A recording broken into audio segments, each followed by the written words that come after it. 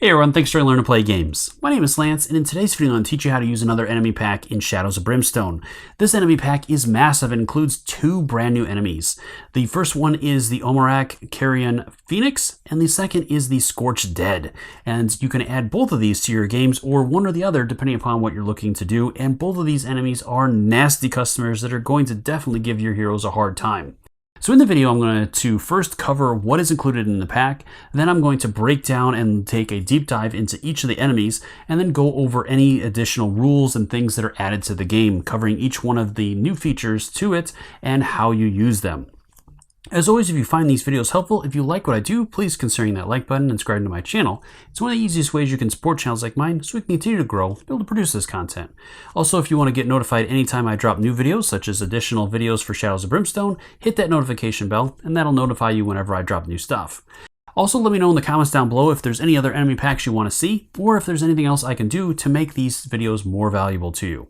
So let's go ahead and head to the table and I'll teach you how to play. So first, let's take a look at what is included in this pack, and this is a massive pack with two brand new enemy types. The Onmorake Carrion Phoenix, and a beautiful model of it, and then you'll have 6 new Scorched Dead to go along with it. Then you're going to have 2 large reference sheets for each of the enemy types. It's going to break down all of their different abilities and stats for that enemy, and these are double-sided, with one side being the basic side, and the other side having a brutal side to it. Then you're going to receive some tokens. You'll have the Phoenix Feather and 6 corpse tokens and a ton of new cards. You'll have 3 cards for encounters, artifacts, gear, and a brand new deck of Vile Plague cards. And these are going to add different effects when the Scorched Dead come out. You're going to have 2 new sets of other world cards that allow you to add these enemies to your other games, and will have different effects for them based in the number of players and whatnot. And then you're going to have 12 new threat cards you can add to your threat decks. These will include 3 epic, 3 high, 3 medium, and 3 low. You'll have your 2 reference cards that will outline the new features in here and how to use some of those things, such as the Vile Plagues and the corpse tokens, the template attacks, and the burn markers. Then you'll also have the flame template and the burn marker tokens to go along with this set. Moving over to the enemy stat cards, let's go ahead and start with the Omorak. And this is a nasty enemy that is going to have a high initiative and plenty of nasty abilities to go along with it. First off, it has the Unspeakable Terror, so any hero that starts in their activation on the same or adjacent tile is going to take an automatic horror hit. They have Flight, which allows the Omorak to move through other models and change its target during each turn. It has the Breathes Fire ability, which at the end of its move, it's going to make a ranged attack at a random hero within range using the flame template, and any hero that is touched by the template is going to be hit once and is going to take a burning token unless that hero happens to be in cover. It also has the Carrion Phoenix, so it's going to add a +1 to all rolls for the corpse tokens on its map tile at the end of the turn. So this is going to have them coming up faster. And it's going to have the Scorched Dead instead of the Dishonored Dead that are going to come up. So I'm going to cover them next. Finally, it has the Phoenix Regeneration. So while at half or less health, it's going to heal D6 wounds at the start of each of its turn. So this is going to be a nasty enemy to bring down. It has a massive movement of 12, as it has the flight ability. It's going to really be able to move around the board quite easily. It is going to have a +4 to hit with 2 dice and 3 damage, and a nasty defense of 4 plus 18 health that is a base, plus 6 additional per hero you're playing. Moving into the elite chart, it is going to have all kinds of nasty abilities, including being able to boost itself up during combat, having the Spreading Pestilence, where it's going to add +2 to the combat for the duration of the fight to all other enemies. So it's going to boost other enemies on top of being able to boost itself with some of these abilities. It has a Chilling Shriek, which horror hits caused by the enemy do a +1 sanity damage for each, and then they automatically take D3 -1 wounds, ignoring defense from the Searing Flames. So all kinds of very nasty abilities with the Omorak. From there, the Scorched Dead is a little bit better with only initiative of 3, which is just middle of the road, and it also has some nasty abilities, including Fear, so heroes starting their activation adjacent to one of these guys automatically takes 2 horror hits.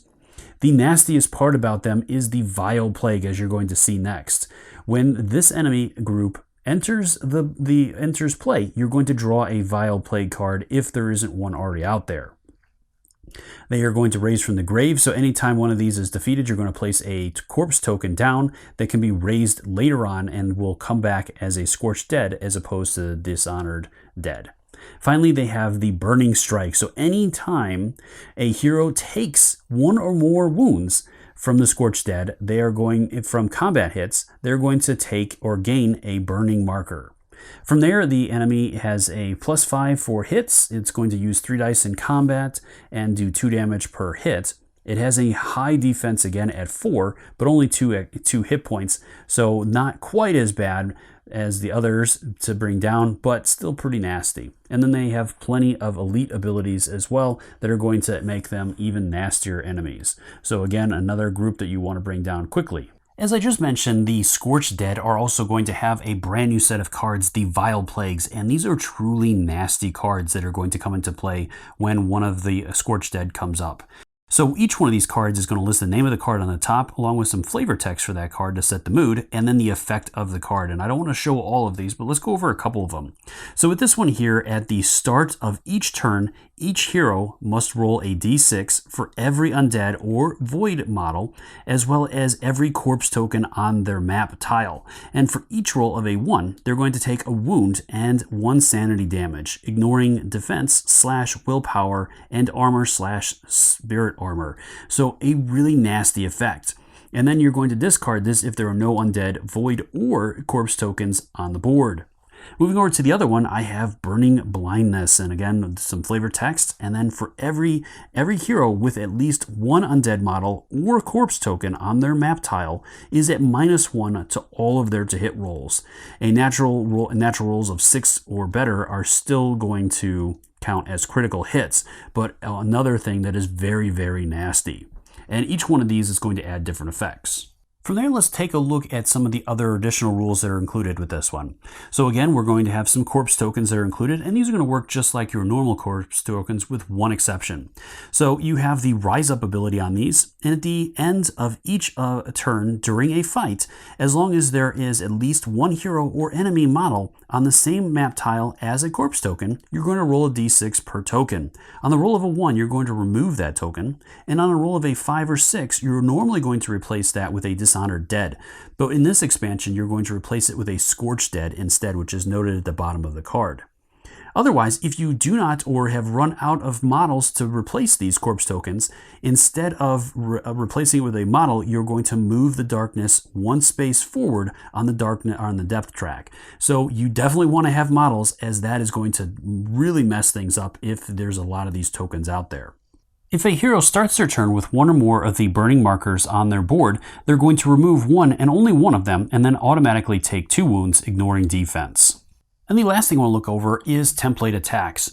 In order to resolve one of these, you're simply going to take the flame template and place it next to the enemy that's firing it in one of the junction spaces, which is going to be the 4 points that connect into one spot, and you're going to have the little hole in the template line up with that spot on there. So for this example, let's go ahead and say that our target is the samurai here. So for this example, I'm going to replace them with their tokens real quick so that we can lay this template down and you can see exactly how this works. So with that, you're going to center the hole over that X point, and then you're going to line it up so that it falls directly over its target. Now, any model that is hit by that, any space that even has a little corner, is also going to be hit. So unfortunately, our traveling monk will also be hit by this attack, including any other models that would be in any of those spaces. Well, I hope you found the video helpful. As always, if you have any questions or comments, please post those in the comment section below, and I'll do my best to answer them. And also let me know if there's any other enemy packs that you want me to cover. I love hearing from you and starting a conversation, and I'm really looking forward to getting back into Shadows of Brimstone. So let me know if there's other packs you would like me to cover, and I'll see what I can do. Until next time, I'll see you later.